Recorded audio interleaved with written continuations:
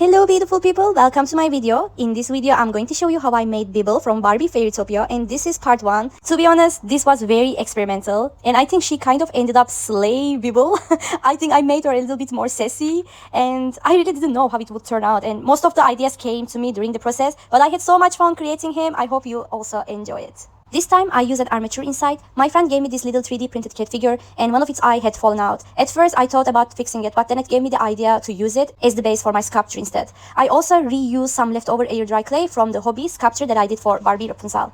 First, I removed the other eye because I was planning to use both eyes for Bibble. Then I started wrapping the cat figure with clay. Since the base was made from 3D printed material, it was quite slippery, so it was a little difficult to attach the clay firmly at first. It definitely took some effort to manage, but eventually everything worked out. I also used a little bit of water, not so much, to keep my hands from getting too sticky and to make the clay easier to work with. When the cat was completely covered and adjusted with clay, I rolled 2 separate pieces of clay for the cheeks because Bibble is very chubby and has very big full cheeks.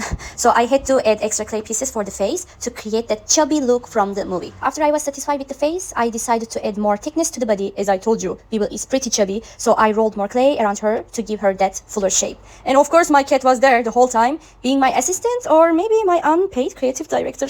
After giving her a fuller body shape, I used a little water to smooth everything out and refine the surface. Even though I was planning to add texture later to make her look fluffy, I still wanted to keep some of the original cat body shape underneath so I could use it to help create Bibble's overall form. As I told you, everything was very experimental, and during the process I realized that I needed to make the body a little bit bigger, so I decided to add more volume to the lower part of the torso. I rolled another piece of clay, flattened it slightly, and scratched the top part of it. It was basically the same logic as Lego pieces. Adding texture helped the 2 clay parts attach to each other better. Then I placed the upper body on the top of the lower torso and started blending the clay from the sides to connect everything smoothly together. Now you're about to see the part that I regretted the most, but since I'm a Virgo, I didn't give up and kept insisting on making it work. So, trigger warning, please do not do this at home.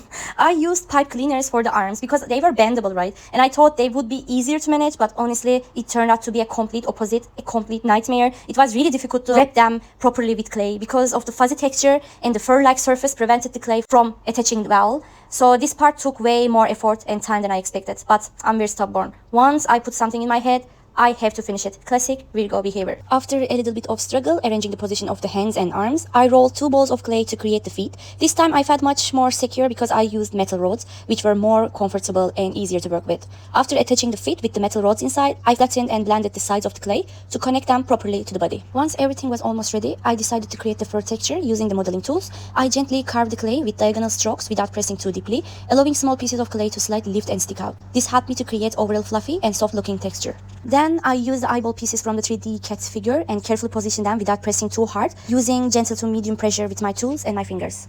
Since most likely you won't have these exact pieces, I would really suggest rolling 2 small pieces of clay, shaping them into rounded coin-like forms, and using those instead for the eyeballs. After fixing the eyes, I continued adding texture. First I slightly shaped the eyebrows, then I kept carving the clay to create the fur texture.